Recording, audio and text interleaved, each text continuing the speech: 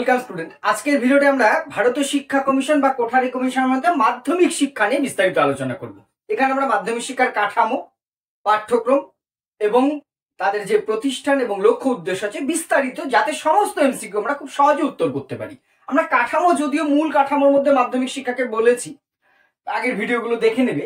ভারতীয় শিক্ষা কমিশন বা কোঠারি কমিশন মাধ্যমিক শিক্ষার দুটো স্তরের কথা বলেছে, একটা হচ্ছে নিম্ন মাধ্যমিক আর একটা উচ্চ মাধ্যমিক। প্রথম ক্লাসে আমরা নিম্ন মাধ্যমিক বা যেটাকে জেনারেলি সেকেন্ডারি এডুকেশন বা মাধ্যমিক শিক্ষা হিসেবে শুধু বলা হয়, সে মাধ্যমিক শিক্ষা নিয়ে আলোচনা করব।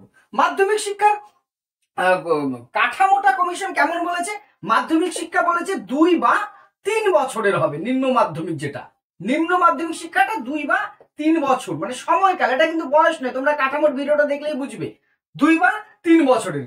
কোন ক্লাস থেকে কোন ক্লাস বলা হয়েছে? 8 অথবা 9 থেকে 10 পর্যন্ত, সাধারণত 2 বছর। আর শিক্ষার্থীদের বয়স কত হবে? মোটামুটি 14 থেকে 16 বছর, এটা হচ্ছে বয়স। তাহলে 2 বা 3 বছরের নিম্ন প্রাথমিক শিক্ষাটা হবে। 8 বা 9 থেকে 10, হয় 8, 9, 10 অথবা 9, 10। 9, 10টাই সাধারণত ধরা হয়েছে। 9, 10 এই 2 বছরের শিক্ষার্থীদের বয়স তখন কত হবে?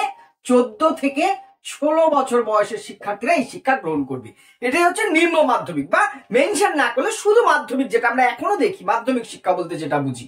তারপরের স্টেজটা হচ্ছে উচ্চ মাধ্যমিক, সেটা উচ্চ মাধ্যমিকের বলার সময় আমরা বলছি। তাহলে 2 বছরের মাধ্যমিক শিক্ষা। এবার মাধ্যমিক শিক্ষার লক্ষ্য বা উদ্দেশ্য কমিশন কি বলেছে?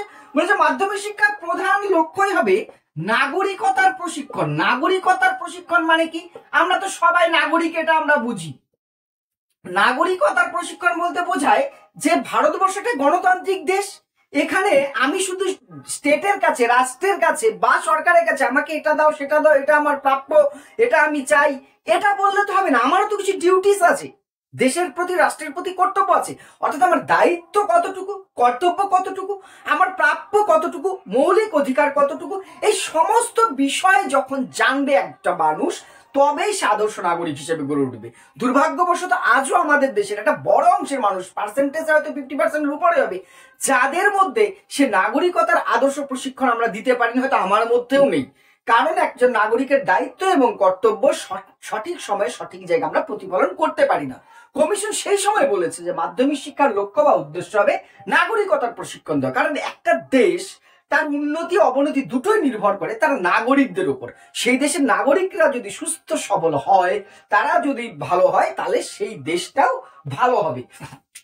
সেকেন্ড হচ্ছে গণতান্ত্রিক বোধ জাগ্রত করা। আমি অনেক আছে, অনেকগুলোর কথা বলেছি, সবগুলো বলবো না, কয়েকটা কথা বলবো। গণতান্ত্রিক বোধ জাগ্রত। গণতান্ত্রিক বোধ জাগ্রত অনেকটা আগের মতোই। আমরা জানি আমাদের ভারতবর্ষ স্বাধীনতার পর থেকে কোন আদর্শকে রাজনৈতিকভাবে গ্রহণ করেছে? গণতন্ত্রকে, ডেমোক্রেসি। গণতন্ত্র মানে কি? অনেকেই বলবো যে যাই ভোটের দিন ভোট দিই। শুধু গণতন্ত্র মানে সেটা নয়। Government of the people, by the people and for the people, এটা তো গণতন্ত্রের মূল ডেফিনেশন। অর্থাৎ আমি আমার সরকারকে নির্বাচিত করব, আমি নির্বাচন করবো এদের মধ্যে কে চেয়ারে বসবে, নাগরিকরা। গণতন্ত্র মানে ভোটের আগের দিন 2 কিলো চাল নিলাম, 500 টাকা নিলাম, তাকে ভোট দিলাম, আবার 5 বছর তাকেই গাল দিলাম, এটা গণতন্ত্র নয়। অর্থাৎ গণতন্ত্র মানে যে সবার সমান অধিকার আছে, মানুষ যে বিষয়টা চাইবে সেটাই একমাত্র একটা দেশ, একটা রাষ্ট্রের, একটা রাজ্যের ক্ষেত্রে হতে পারে। এই ধারণা বোধটা যদি ছেলে মেয়েদের মাধ্যমিক স্তর থেকে গড়ে তোলা যায়, তাহলে তারা কিন্তু যতদিনে ভোটার হবে, অর্থাৎ 14 থেকে 16 বছর, 18 বছর হওয়ার পরেই তারা কিন্তু সঠিক বিষয়টা বুঝতে পারবে যে কি করে ভোটিং করতে হয়। শুধু ভোটের ক্ষেত্রে গণতন্ত্র না, একটা দেশ বা একটা রাষ্ট্রের সবকিছুতেই যোগ্য ব্যক্তির অধিকার থাকবে এবং সংখ্যাগরিষ্ঠ মানুষের মতামত যাতে প্রাধান্য পায়, সেই বিষয়গুলো নিশ্চিত করার ধারণা ছেলে মেয়েদের মধ্যে কে গড়ে তুলবে? এই মাধ্যমিক শিক্ষা। এটা বলা হচ্ছে মাধ্যমিক শিক্ষার একটা অন্যতম উদ্দেশ্য বা লক্ষ্য। নেক্সট হচ্ছে তোমার যে জাতীয় সংহতি স্থাপন। এই জাতীয় সংহতি কি? জাতীয় সংহতি, ন্যাশনাল ইন্টিগ্রেশন। আমাদের দেশ বিভিন্ন জাতি, ভাষা, ধর্ম, বর্ণ এবং বহু প্রদেশে বিভক্ত, তাই তো? এতগুলো স্টেট, এতগুলো ধর্ম, পৃথিবীর এমন কোনো ধর্ম এবং তার মার্গ নেই যা ভারতবর্ষে নেই। এত ভাষাভাষী থাকা সত্ত্বেও আমাদের মধ্যে একটা উই ফিলিং আছে। সেই উই ফিলিংটা কি? We are Indian. এই যে পাকিস্তানের সাথে যখনই ঝামেলা শুরু হচ্ছে, আমাদের জাতি, ধর্ম, রাজনীতি সবাই দূরে সরিয়ে রেখেছি। উই আর ইন্ডিয়ান, আমরা ভারতবাসী। এই যে এই বোধটাই হচ্ছে জাতীয় সংহতি, national integration. Commission, Kothari commission বা ভারতীয় শিক্ষা কমিশন বলছেন যে মাধ্যমিক শিক্ষার একটি লক্ষ্য হবে শিক্ষার্থীদের মধ্যে জাতীয় সংহতিবোধ গড়ে তোলা। তারা যে ধর্ম, যে ভাষা, যে রাজ্য, যেখান থেকে বিলং করুক, তাদের মধ্যে একটা ধারণা যেন তৈরি হয় যে আমরা ভারতীয়। এই ভারতীয় বোধটা আমাদের মধ্যে যাতে গড়ে ওঠে, এই ধারণা গড়ে তোলা হচ্ছে জাতীয় এই তোমার যে মাধ্যমিক শিক্ষার অন্যতম লক্ষ্য। লাস্ট আর একটা বলে ছেড়ে দিচ্ছি, তোমার যে সেটা হচ্ছে সৃজনশীলতার বিকাশ।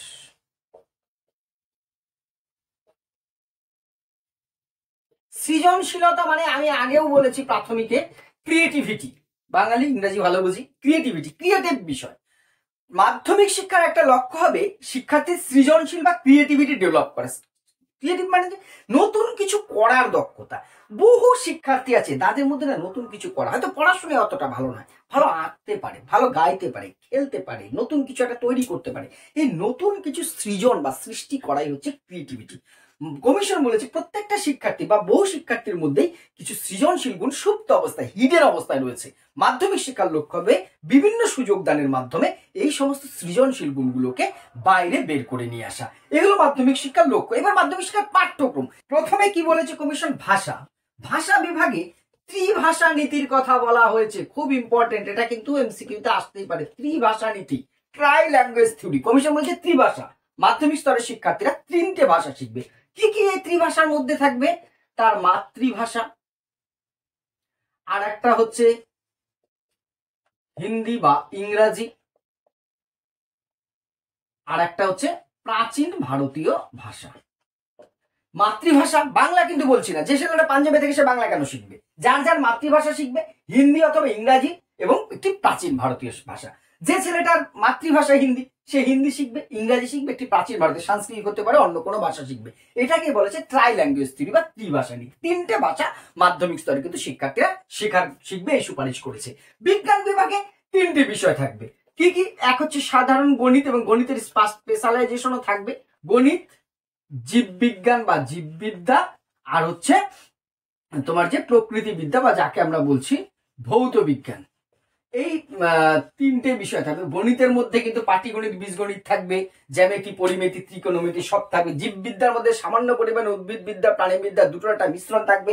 প্রকৃতি বিজ্ঞানের মধ্যে ফিজিক্স এবং কেমিস্ট্রির প্রাথমিক ধারণাগুলো একত্রিত থাকবে। এই থাকবে বিজ্ঞান বিভাগ, অর্থাৎ গণিত, জীববিদ্যা, প্রকৃতিবিদ্যা। আর সমাজবিদ্যার মধ্যে থাকবে ইতিহাস ও ভূগোল। এই ইতিহাসের মধ্যে ভারতীয় ইতিহাস এবং বিদেশি ইতিহাস থাকবে। ভূগোলের মধ্যে প্রাকৃতিক ভূগোল এবং আঞ্চলিক ভূগোল দুটোই থাকবে। কর্ম অভিজ্ঞতার মধ্যে থাকবে কর্মশিক্ষা বা হাতের কাজ, বিভিন্ন রকম খেলাধুলা, শরীর চর্চা, ব্যায়াম প্রভৃতি, সমাজ সেবা, সব লিখছি না। কর্মশিক্ষার মধ্যে, কর্ম অভিজ্ঞতার মধ্যে বিভিন্ন কাজের মাধ্যমে শিক্ষা, যেটা সেটাই বলেছে কর্ম অভিজ্ঞতা। খুব ইম্পর্টেন্ট দিয়েছে কমিশনটা, কর্মশিক্ষা, শারীরিক শিক্ষা, খেলাধুলা, সমাজসেবা সব থাকবে এর মধ্যে। ঐচ্ছিক বিষয় বলেছে এই বিষয়গুলো বাদে কতগুলো বিষয় সিলেক্ট করে দিয়েছে কমিশন, যেমন মৎস্য চাষ হতে পারে, মিউজিক হতে পারে, এই ধরনের অনেকগুলো বিষয়। সেখান থেকে একটি বিষয় শিক্ষার্থীরা চাইলে ঐচ্ছিক, অ্যাডিশনাল, যেটা তোমরা এখন 4 সাবজেক্ট হিসেবে পড়ছি এরকম অ্যাডিশনাল সাবজেক্ট হিসেবে নিতে পারে। সেটার কোনো বাধ্যবাধকতা নেই, কোনো শিক্ষার্থী চাইলে নিতে পারে, কোনো শিক্ষার্থী নাও নিতে পারে।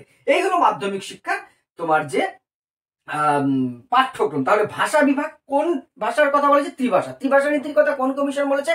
কোঠারি কমিশন বা ভারতীয় শিক্ষা কমিশন। মাতৃভাষা ইংরাজি বা হিন্দি এবং প্রাচীন ভারতীয় ভাষা। বিজ্ঞান বিভাগের মধ্যে গণিত, জীববিদ্যা, প্রকৃতিবিদ্যা। সমাজবিদ্যা বিভাগে বা সামাজিক বিভাগে ইতিহাস, ভূগোল। কর্ম অভিজ্ঞতার মধ্যে কর্মশিক্ষা, শারীরিক শিক্ষা, খেলাধুলা, হাতের কাজ ইত্যাদি থাকবে। আর ঐচ্ছিক বিষয়, এই বিষয়গুলোর বাইরে যে কোনো একটি বিষয় অতিরিক্ত হিসেবে শিক্ষার্থীরা গ্রহণ করবে। এই হলো নিম্ন মাধ্যমিকের পাঠ্যক্রম। নেক্সট ক্লাসে আমরা উচ্চ মাধ্যমিক বা +2 স্তর কাকে বলে এবং তার সমস্ত বিষয় নিয়ে বিস্তারিত আলোচনা করব। চ্যানেলটি সাবস্ক্রাইব করে পাশে থাকবে। ধন্যবাদ।